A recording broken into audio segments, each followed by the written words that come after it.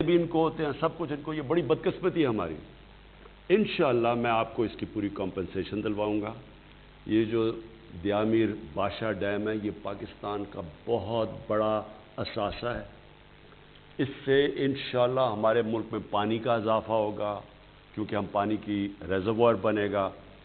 جو آج حالات ہیں میں آپ کو یہ بتا دوں کہ ہندوستان میں ہمارے سے دگنا پانی اویلیبل ہے، سوائے مصر کے ساری دنیا میں ہمارے سے زیادہ پانی آگے ان کے پاس اویلیبل، یعنی جو پانی ان کے پاس ہے، پانی کی جو اویلیبلٹی ہے۔ ہم اس وقت مصر کے بعد وہ ملک ہیں جدھر سب سے کم پانی ہے، اس لیے یہ بڑی ڈیم یہ جو بن رہے 50 سال کے بعد بڑی ڈیم بن رہی ہے، یہ بادشاہ ڈیم اور دوسری ممن ڈیم، یہ صرف دو ڈیمز تھیں پاکستان کی تاریخ میں، اب یہ دو اور بن رہی ہیں، اور اس کے بعد پورے ہمارا پروگرام ہے مسلسل کیسے ہم نے اب پانی بچانا آنے والی ہماری نسلوں کے لیے، تو وہ بھی پورا پروگرام بنا ہوا ہے۔ لیکن میں آپ کو یقین دلاتا ہوں کہ جو لوگ بھی ڈسلوج ہوں گے ان کو ہم پوری طرح کمپنسیٹ کریں گے۔ وزیر اعظم صاحب، ہزاروں کی تعداد میں لوگ کالز کرنے کی کوشش کر رہے ہیں 0519224900 پہ۔ آپ کی اگر اجازت ہو تو ہم پروگرام کا دورانیہ ویسے تو 1 بجے ختم ہونا تھا، لیکن جس تعداد میں لوگ کالز کر رہے ہیں تو اگر آپ کی اجازت ہو تو ہم اس کا ٹائم ایکسٹینڈ کر دیں تاکہ زیادہ سے زیادہ لوگ آپ سے بات کر سکیں، سوالات پوچھ سکیں۔ یہاں پہ وقت ہوا ایک وقفے کا، اب یہ پروگرام جو ہے 1 بجے ختم نہیں ہوگا، یہ جاری رہے گا، آپ ہمارے ساتھ رہیے گا، وقفے کے بعد آپ سے دوبارہ ملاقات ہوگی۔ اس کا سلسلہ متواتر جاری ہے اور یہ پروگرام آپ پاکستان ٹیلی ویژن پر دیکھ رہے ہیں، ریڈیو پر سن بھی رہے ہیں اور سوشل میڈیا پر، ڈیجیٹل میڈیا پہ بھی جا رہا ہے۔ اس کے ساتھ ساتھ پرائیویٹ چینلز کا بھی بہت بہت شکریہ کہ وہ اس پروگرام کو دکھا رہے ہیں، اور یہ پروگرام اب 1 بجے ختم نہیں ہو رہا، یہ جاری رہے گا، کیونکہ وزیر اعظم پاکستان عمران خان صاحب نے کہا کیونکہ اتنی زیادہ کالز آ رہی ہیں تو زیادہ سے زیادہ لوگوں کو موقع ملے۔ اگلے کالر ہمارے ساتھ۔ جی السلام علیکم۔ وعلیکم السلام، میرا نام واصف ہے اور میں بحریہ انکلیو اسلام آباد سے بات کر رہا ہوں۔ جی جی، میرا سوال یہ ہے کہ آپ پرائم منسٹر صاحب، آپ کنسٹرکشن سیکٹر کو بہت اہمیت دے رہے ہیں اور نئی ہاؤسنگ سوسائٹیز بھی بن رہی ہیں جو کہ ان میں کئی بہت عمدہ بھی ہیں، لیکن جس شعبے میں وہ حکومت کی محتاج ہوتی ہیں، یعنی گیس، بجلی، ہاسپٹل وغیرہ، اس میں کافی زیادہ معاملات خراب ہو جاتے ہیں، اور ہم جو ہمارے پبلک کے جو مفادات ہوتے ہیں نا، ان میں بڑا، کیونکہ ہماری کوئی سے نہیں رہ جاتی، نہ ہم لوکل گورنمنٹ کے تحت آتے ہیں نہ اربن گورنمنٹ کے، اور جسے کہتے ہیں ہم سوسائٹیز کے رحم و کرم پہ ہوتے ہیں، وہ جو مرضی ہمارے ساتھ کریں۔ جیسے ہم آپ سے چند کلومیٹر دور رہتے ہیں لیکن ہمارے پاس گیس نہیں، اور سردیوں میں ٹھٹر گئے۔ اب جسے کہتے ہیں نا یہ سب کچھ جسے کہتے ہیں، اس کے لیے میرا سوال یہ ہے کہ آپ یہ راوی کا بنا رہے ہیں، دوسرا کنسٹرکشن سیکٹر میں اتنا کام کر رہے ہیں، تو کوئی اتھارٹی یا اس کا کوئی لیگل فریم ورک جس سے ہمارے حقوق، ہماری سے بنے، ہم جسے کہتے ہیں نا، ہم ایک فریق کے طور پہ گورنمنٹ، ہاؤسنگ سوسائٹیز اور ریزیڈنٹ، وہ جسے کہتے ہیں ایک فریق کے طور پہ آئیں۔ تو میرا سوال ہے کہ اس کے سلسلے میں آپ نے کیا کیا ہے؟ اوکے، یہ بہت اہم سوال ہے آپ کا۔ اس کے 2-3 پہلو ہیں۔ سب سے پہلے تو یہ سوسائٹیز کے اندر لوگ مجھے کئی کہتے ہیں کہ جی ہمیں، بلکہ کل ہی مجھے کسی نے کہا کہ جی انہوں نے سوسائٹی میں ہم نے پیسے بھی دے دیے، تو ایک دم انہوں نے کہا جی اب اس کے بھی پیسے دے دو، کہ اور بھی ہمیں اب پیسے چاہیے، اور وہ بیچارے لوگ ایک دفعہ پیسے دے دیں پھر وہ ایڈ کرتے جاتے ہیں تو محتاج ہو جاتے ہیں۔ ہم نے پھر اس کی سروے کروائی ہے، یہ پہلی دفعہ پاکستان میں ہوا ہے کہ کون سی سوسائٹیز لیگل ہیں، کون سی سوسائٹیز اجازت لیے بغیر کام شروع کر دیا انہوں نے، کون سی سوسائٹیز بن بھی گئی ہیں اور انلیگل ہیں۔ انلیگل کا مطلب کہ جب آپ سوسائٹی جب آپ کی انلیگل بن جاتی ہے تو اس کے لیے نہ گیس آپ دے سکتے ہیں، نہ ان کو بجلی دے سکتے ہیں، لیگلی تو نہیں دے سکتے، تو وہ پھر وہ بن جاتی ہیں کیونکہ وہ این او سیز نہیں لیتی، اجازت نہیں لیتی۔ تو اب ہم کر کیا رہے ہیں، میں آپ کو ذرا سمجھا دوں کہ اور مجھے پتہ ہے کہ عوام کو سب سے زیادہ تکلیف یہاں ہوتی ہے۔ سب سے پہلے ہم نے اب فیصلہ کیا کون سی سوسائٹیز لیگل ہیں، اور وہ کوئی 30-40 اب تک تو ہم نے دیکھا ہے، ایل ڈی اے میں بھی چیک کر رہے ہیں، وہ سی ڈی اے میں بھی کر رہے ہیں، پشاور میں بھی کروا رہے ہیں، جدھر ہماری حکومتیں ہیں۔ اب جو لیگل ہیں وہ کم ہیں، جو انلیگل ہیں وہ زیادہ ہیں۔ انلیگل کا پرابلم یہ ہوتا ہے کہ وہ ریگولیٹڈ نہیں ہوتی، اور کئی جگہ فراڈ ہوتا ہے، زمین دکھا دیتی ہیں, زمین ہوتی نہیں ہے, پیسے لے کے باہر بھاگ جاتے ہیں, جس طرح بڑے فراڈز ہوئے ہیں. اور اس کے اندر کیونکہ طاقتور لوگ ہوتے ہیں, اس میں پولیٹیشنز انوالو ہو جاتے ہیں, ان کی پشت پیسے دے دیتے ہیں لوگوں کو, تو ہوتا کیا ہے کہ وہ بیچارہ عام لوگ مارے جاتے ہیں.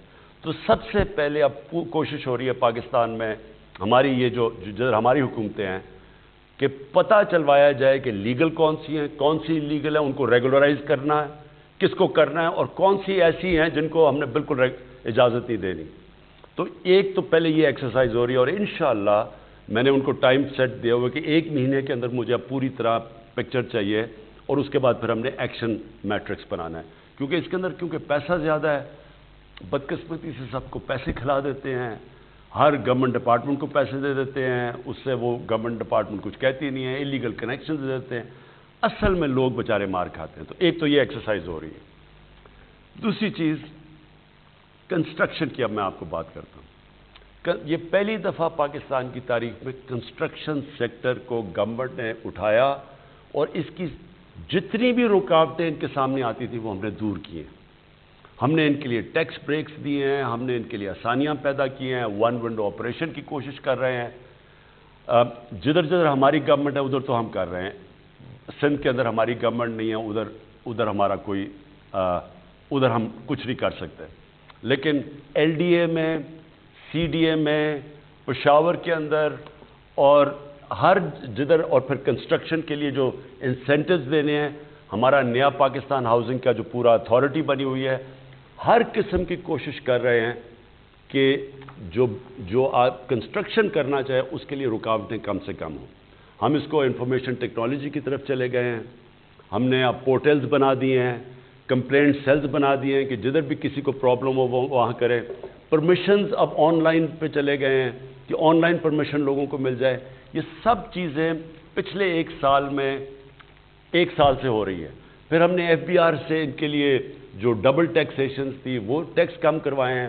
جو نیا سب سے جو بڑا ہمارا پروجیکٹ ہے نیا پاکستان ہاؤسنگ کا, وہ کیا ہے کہ عام آدمی اپنے لیے گھر خرید سکے. اور وہ آپ جانتے ہیں کہ یہ پاکستان وہ ملک ہے جدھر 0.2% اب تک ہاؤس فائنینسنگ ہے, مورگیج فائنینسنگ جسے کہتے ہیں. امریکہ کے اندر 80% ہے, 90% ہے, یورپ میں 80% ہے, ہندوستان جیسی جگہ میں 10% پہ پہنچ گئے ہیں, ملیشیا میں 30% ہے, پاکستان میں 0.2%. یعنی کہ آپ گھر صرف تب بنا سکتے ہیں آپ کے پاس پیسہ ہو. اس کا مطلب ہمارا سارے لوگ, تنخواہ دار, مزدور, وہ سارا طبقہ اپنا گھر نہیں بنا سکتا کیونکہ ان کے پاس کیش نہیں ہے. تو پہلی دفعہ ہم نے بینکوں کو ساتھ ملایا ہے, ہم نے یہ مورگیج فائنینسنگ شروع کی. آج کل آپ TV پہ دیکھیں پوری کیمپین چل رہی ہے کہ ہم کوشش کیا کر رہے ہیں, کوشش یہ کر رہے ہیں کہ ایک عام آدمی جو کرایہ دیتا ہے اپنے گھر کا, وہ بجائے کرایہ دینے کے وہ قسط دے دے اور وہ گھر اسی کا ہو جائے, اور وہ قسطیں دیتا جائے کرائے کی جگہ اور گھر اس کا اپنا ہو جائے. اس کو مورگیج فائنینسنگ کہتے ہیں. یہ بڑا مشکل سے ہم یہاں پہنچے ہیں. 2 سال ہمیں وہ قانون ٹھیک عدالت سے پاس کرنے میں لگا ہے. اب یہ شروع ہو گیا اور یہ آج کل ایڈورٹائز ہو رہا ہے. یہ ہمارا سب سے بڑا پروگرام ہے, اور اس سے ہماری کوشش یہ ہے کہ ایک تو سب سے بڑی چیز کہ ایک وہ آدمی جس کے پاس کیش نہیں اس کو گھر مل جائے. اس کے لیے گورنمنٹ ان کو انسینٹیوز دے رہی ہے, ہم سبسڈائز کر رہے ہیں. پہلے 1 لاکھ گھر کے اوپر 3 لاکھ روپیہ گورنمنٹ دے رہی ہے سبسڈی. یعنی کہ مثلا اگر 20 لاکھ کا گھر ہے بننا ہے, 20 لاکھ کا قرضہ لیا تو 3 لاکھ گورنمنٹ دے رہی ہے تاکہ 17 لاکھ ہو جائے. اور 17 لاکھ جب ہو جائے گا تو اس کا مطلب جو قسطیں ہیں وہ کم ہو جائیں گی, یعنی مہینے کی جو قسطیں دینی ہیں. تو ہم پوری کوشش کر رہے ہیں. نئی چیز ہے, بینکوں کو ابھی عادت نہیں ہے اس کی کیونکہ بینکوں نے کبھی کیا نہیں ہے, لوگوں کو مشکل پڑ رہی ہے. میں نے خود بینکوں کے پریزیڈنٹ سے بات کی ہے کہ اپنے بینکوں کے اندر برانچز میں آسانیاں پیدا کریں تاکہ عام غریب آدمی آئے اس کے لیے پوری سہولت دیں تاکہ وہ یہ فیسلٹی سے فائدہ اٹھا سکے. جی اگلے کالر ہمارے ساتھ. السلام علیکم. وعلیکم السلام. جی بات کیجیے. ہلو. جی آ رہی ہے آواز. میرا نام ارشد خان ہے. میں سندھ کے شہر حیدرآباد لطیف آباد سے بات کر رہا ہوں. جی ارشد. وزیر اعظم صاحب میرے آپ سے 2 سوال ہیں. جی ہلو. جی آ رہی ہے آواز. पहला सवाल मेरा ये है कि जो आजकल हमारे मुल्क में जो जिनसी ज्यादतियों का जो सिलसिला बच्चे और बच्चियों, मासूम और कमसिन बच्चे बच्चियों से जो सिलसिला शुरू हुआ है, उस सिलसिले में आपने और आपकी टीम ने कोई इक़दाम किए हैं? और अगर वो इक़दाम किए हैं तो आप उनसे मुतमईन हैं? और अगर मुतमईन हैं तो हमने फिर अभी तक बतौर मुसलमान हुक्मरान और रियासत मदीना के जो सिलसिला हमने शुरू किया है उसमें हमने सरेआम लटकता हुआ क्यों नहीं देखा? क्योंकि इस तरह के गुनाह और जुर्म के मुर्तकिब किसी को भी रियायत, कोई रियायत का मुस्तहिक नहीं है। अरशद, ये आपने वो बात की है जो मुझे एक चंद उन चीज़ों में से जो बहुत तकलीफ देती है। देखें, इस वक्त जो बच्चों के ख़िलाफ़ क्राइम है और जो ख़वातीन के जो रेप है इस वक्त, ये जो अखबारों में रिपोर्ट होती है, ये बहुत यानी 1% भी नहीं है। ये माशरे के अंदर बहुत तेज़ी से फैल चुकी है चीज़। थी तो हमेशा, कभी इसकी लोग शर्म आती थी, कोई जिक्र ही नहीं करता था, अब ज़्यादा इसकी बात हो जाती है। लेकिन ये गलतफहमी में नहीं रहना चाहिए कि ये जितनी जो रिपोर्ट हो रहा है उतने केसेस हैं, इससे बहुत ज़्यादा केसेस हैं बच्चों के ख़िलाफ़ जो ये बदकारी है, और दूसरा रेप है। और मैं इसके लिए फिर से एक चीज़ कहना चाहता हूँ, जिस तरह करप्शन सिर्फ कानून बनाने से नहीं ख़त्म होती, इस तरह ये भी हमने कानून तो बड़ा सख्त बनाया है। रेप ऑर्डिनेंस जो हम लेके आए हैं बड़ा सख्त है ऑर्डिनेंस बच्चों के लिए, बच्चों के ख़िलाफ़ भी जो बदकारी और जो रेप है होती, इस तरह ये भी हमने कानून तो बड़ा सख्त बनाया है। रेप ऑर्डिनेंस जो हम लेके आए हैं बड़ा सख्त है ऑर्डिनेंस बच्चों के लिए, बच्चों के ख़िलाफ़ भी जो बदकारी और जो रेप है तो बहुत सख्त। लेकिन ये अकेला नहीं मुकाबला करेगा, इसमें पूरा माशरा मिल के लड़ेगा। देखिए, कई जंगें माशरा जीतती है। कानून में आप बना लें, अगर लोग उसके ऊपर कोई अमल ही ना करें, कितने लोगों को आप पकड़ लेंगे? माशरे ने फैसला करना है कि ये माशरे की तबाही है, और इसकी वजूहात है। मैं अब आपको बताता हूँ। आप जिस माशरे के अंदर भी अगर आप फांसी बढ़ाते जाएं तो वो कोई तो उसका असर होगा ना। हमारे दीन में क्यों मना किया हुआ है? ये सारा जो पर्दे का कॉन्सेप्ट है, ये क्या है कि टेम्पटेशन ना हो माशरे में। आप माशरे के अंदर लोगों को, यानी हर इंसान के अंदर वो होती नहीं है, ताकत नहीं होती, विल पावर नहीं होता। आप अगर माशरे के अंदर जितनी बढ़ाते जाएंगे फांसी, और आप इसकी एहतियात नहीं करेंगे, इसके असरात हैं। मैं जब 18 साल का पहली दफ़ा बरतानिया गया तो वो माशरा ऐसा नहीं था जो बन गया बाद में। वहाँ शुरू हो रहा था sex, drugs and rock and role, और हमने अपनी आंखों के सामने देखा कि जैसे जैसे वहाँ फांसी बढ़ती गई, पहले अडल्ट ओनली फिल्म्स होती थी, फिर वो अडल्ट ओनली फिल्म का जो कॉन्ट्रैक्ट था वो आम फैलना शुरू हो गया, फिर वो मीडिया पे आना शुरू हो गया। तो हुआ उससे क्या? उसका डायरेक्ट इम्पैक्ट पड़ा उनकी फैमिली सिस्टम पे। जब मैं गया था तो 1 तलाक होती थी 17 शादियों में, आज वहाँ 70% तलाक हो गई है, और बढ़ती जा रही है। और वो ही नहीं, जब हिंदुस्तान ने, बॉलीवुड ने जब हॉलीवुड को अपनाना शुरू किया, वहाँ भी यही हालात हो गए हैं। दिल्ली को रेप कैपिटल कहा जाता है।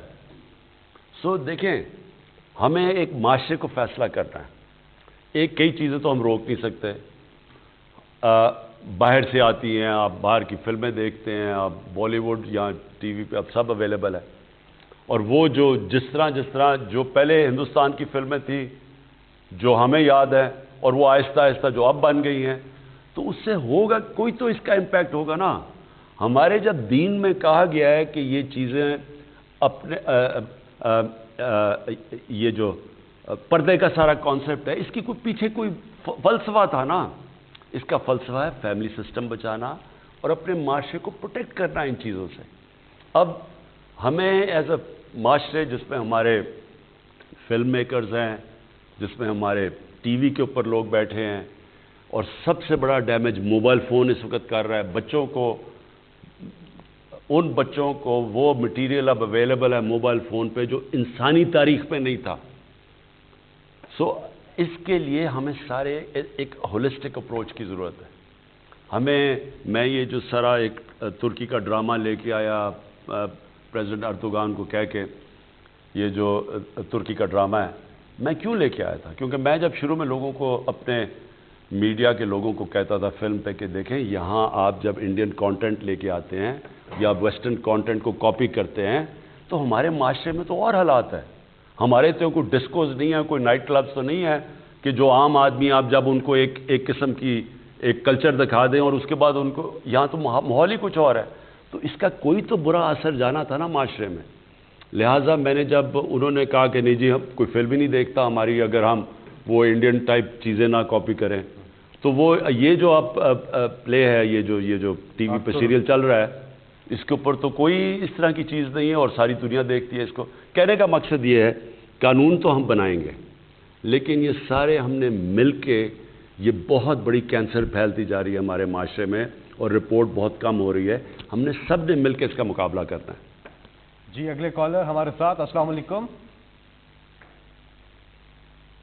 05192249000 اس نمبر پہ آپ کال کر سکتے ہیں اور کوئی بھی سوال ہو آپ وزیر اعظم پاکستان عمران خان صاحب سے کر سکتے ہیں. ہمارے ساتھ اگلے کالر. جی السلام علیکم. ہیلو وعلیکم السلام. جی جی سن رہا ہوں. جی بولیں. جناب وزیر اعظم صاحب، آپ کا بہت شکریہ. وہ عوام کے ساتھ آپ نے رابطہ رکھنے کا ایک اچھا سلسلہ شروع کیا ہے. میں میجر صدیق ریٹائرڈ، میرا تعلق ڈسٹرکٹ گجرات سے ہے. میری گزارش ہے آپ سے کہ میرا بیٹا میجر پرویز صدیق جو بلوچستان میں ایک بڑے آپریشن میں 14 سال پہلے شہید ہوا، اس کی یاد میں اس وقت ایک اسپتال بنانے کے لیے میں نے اپنے گاؤں معصوم پور تحصیل سرائے لمگیر میں 32 کنال زرعی زمین محکمہ ہیلتھ گجرات کو انتقال کرا دی تاکہ وہاں پر عوام کی سہولت کے لیے ایک اسپتال بنایا جائے جو آج تک نہیں بن سکا. میں اس کی انکوائری تو کر لوں گا، لیکن مجھے نہیں پتا کہ وہ کیوں نہیں بنا. تو میں ایم ایس صاحب آپ ذرا پلیز اس کے اوپر چیک کر لیں. جی اگلے کالر ہمارے ساتھ. السلام علیکم. ہیلو السلام علیکم. جی وعلیکم السلام. جی کون صاحب؟ میں قاسم شاہد بات کر رہا ہوں میاں والی سے. جی خان صاحب سے میرا سوال ہے. جی سر، پرائم منسٹر ہونے کی وجہ سے لوگوں کو آپ سے بہت امیدیں ہیں. امید کرتے ہیں کہ آپ بہتر پرفارم کریں گے. میاں والی کے حوالے سے تلا گنج سے جو میاں والی جانے والی روڈ ہے اس وقت اس کا برا حال ہے، اور جو میاں والی سٹی میں ہاسپٹل میں جو بھی مریض کرٹیکل ہوتا ہے اس کو راولپنڈی اور لاہور ریفر کر دیا جاتا ہے. تو کوئی ایسا انتظام وہاں پہ کیا جائے، وہاں پہ ہی لوگوں کا علاج بہتر ہونا چاہیے، نہ کہ وہ راولپنڈی اسلام آباد جو ہے وہ سفر کر کے جائیں اور اپنا علاج کروائیں. جی میں کیونکہ میں اس سڑک کے اوپر رات کے ہر ٹائم پہ ٹریول کیا ہوا ہے، وہ جو میاں والی تلا گنگ سڑک ہے، اور ایک دو بڑا میرا برا ایکسیڈنٹ ہونے والا تھا، اللہ نے مجھے خاص بچایا. تو میں تو وہ سڑک بڑی اچھی طرح جانتا ہوں اور مجھے پتہ اس کے حالات. تو وہ فکر نہ کریں، وہ تو انشاءاللہ اب اس کی پوری تیاری ہو گئی ہے، پوری ہم سڑک ٹھیک کرنے لگے ہیں. لیکن میں آپ میاں والی کے لوگ بھی بیٹھے ہوئے ہیں، پنجاب کے لوگ بھی، میں صرف آپ کو ایک چیز بتانا چاہتا ہوں تاکہ آپ کو سمجھ آئے کہ ہم نے کن مشکلات کے اندر ہم یہ میچ کھیل رہے ہیں. کیونکہ لوگوں کی امیدیں بہت تھی نا، ایک کہ ان لوگوں نے کہا جی عمران خان آئے گا، وہ ایک دم ایسے کچھ کرے گا اور سارا ملک ٹھیک ہو جائے گا. فیری ٹیلز میں تو شاید ایسے ہوتا ہے، اصل زندگی میں تبدیلی ایک جدوجہد سے آتی ہے. آپ ایک پرانا سسٹم بنا ہوتا ہے، اس کو آپ ایک دم اگر آپ چاہیں بھی تو وہ چینج نہیں ہوتا، کیونکہ وہ دو قسم کی چینجز آتی ہیں. اگر دنیا میں خونی انقلاب آئے، خونی انقلاب کیا ہوتا ہے کہ وہ تو اس کے بعد نہ کوئی عدالت ہوتی ہے نہ کچھ ہوتا ہے، آپ سارے جو بھی پرانے لوگ ہیں ان کو ہٹا کے سائڈ پہ کریں یا مار دیں اور اپنے نئے لوگ لیں. لیکن جب آپ ایک الیکشن کے ذریعے چینج لے کے آتے ہیں تو وہ بڑا مشکل ہوتا ہے، کیونکہ وہ سارا لوگ تو بیٹھے ہوئے ہیں ادھر کے ادھر ہی. عدلیہ آزاد ہے ہمارے، یہ پہلی دفعہ ہے کہ عدلیہ کے اندر تو ہم ٹیلی فون اٹھا کے ججز کو نہیں کہتے کہ یہ فیصلے کرو، ہمارے تو کنٹرول میں نہیں ہے عدلیہ. عدلیہ تو آزاد ہے جو ہونی بھی چاہیے. نیب آزاد ہے، ہم نیب کو تو نہیں کچھ کہہ سکتے کہ جی آپ یہ اس کو پکڑے فلانے کو پکڑے. یہ تو پرانے 95% کیس تو پرانے چلتے آ رہے ہیں، ہم نے تو نہیں بنائے کوئی کیسز. تو پہلے تو نیب بھی کنٹرول میں ہوتی تھی. یہ ابھی جسٹس عظمت کی جو رپورٹ آئی ہے کہ نیب ملی ہوئی تھی ان دو حکومت کے ساتھ ان کے کیسز بند کرنے میں، نیب ملی ہوئی تھی چوری پروٹیکٹ کرنے میں. جو پیسے پڑے ہوئے تھے پاکستانیوں کو سوئٹزرلینڈ میں، نیب نے مل کے $60 بلین پاکستانیوں کا انہوں نے مل کے وہ چور کو پروٹیکٹ کیا. تو پہلے تو یہ ہو رہا تھا. تو اب تو ادارے آزاد ہیں، اس لیے ہمارے تو وہ کنٹرول میں نہیں ہے. اور پھر جو بیوروکریسی ہے اس کے کنیکشن زیادہ ہیں پرانے والوں کے ساتھ، ہم تو پاور میں نہیں رہے.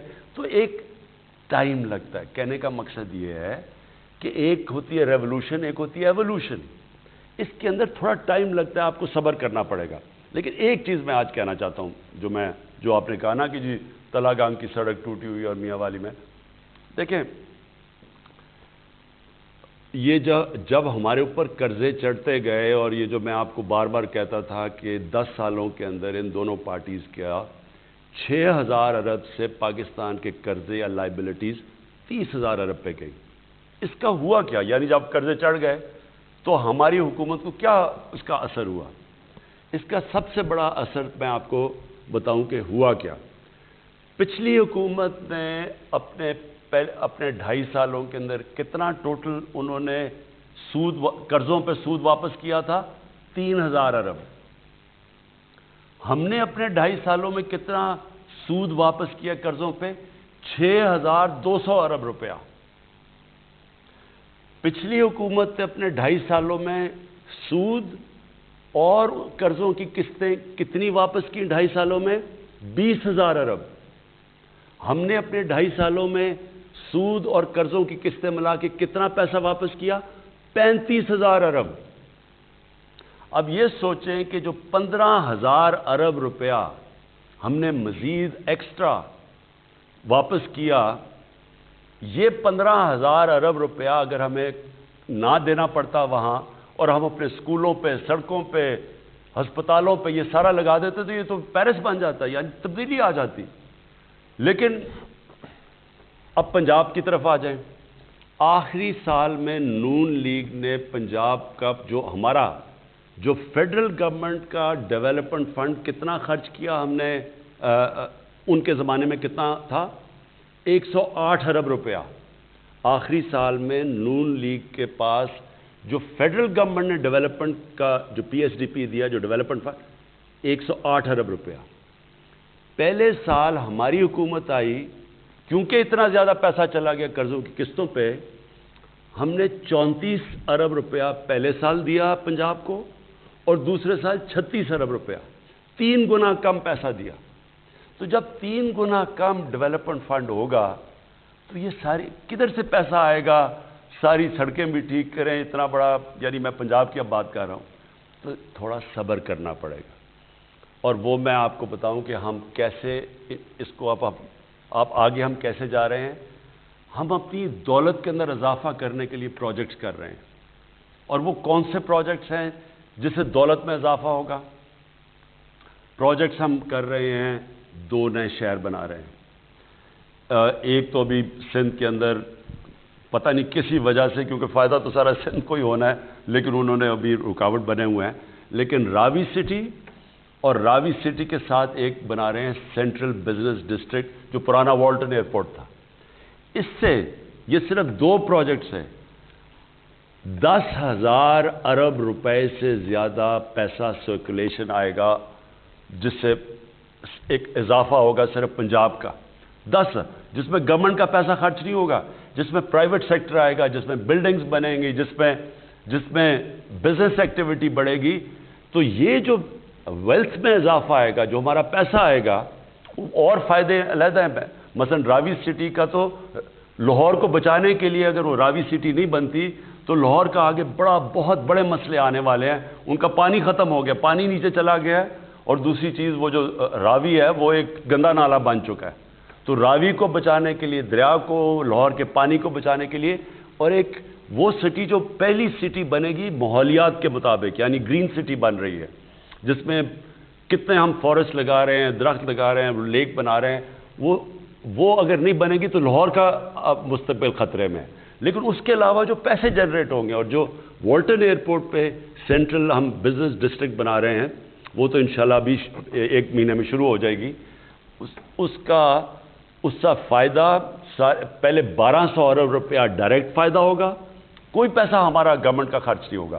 اور اس کے بعد جو ہائٹس اوپر جائیں گے، والٹن ایئرپورٹ کو ہم نے ڈی نوٹیفائی کیا، اس کا مطلب بلڈنگز اوپر جا سکیں گے، اور جانی بھی چاہیے، کیونکہ لاہور پھیلتا جائے گا، وہاں تو سارا جو زرعی زمین ہے وہ تباہ ہو رہی ہے.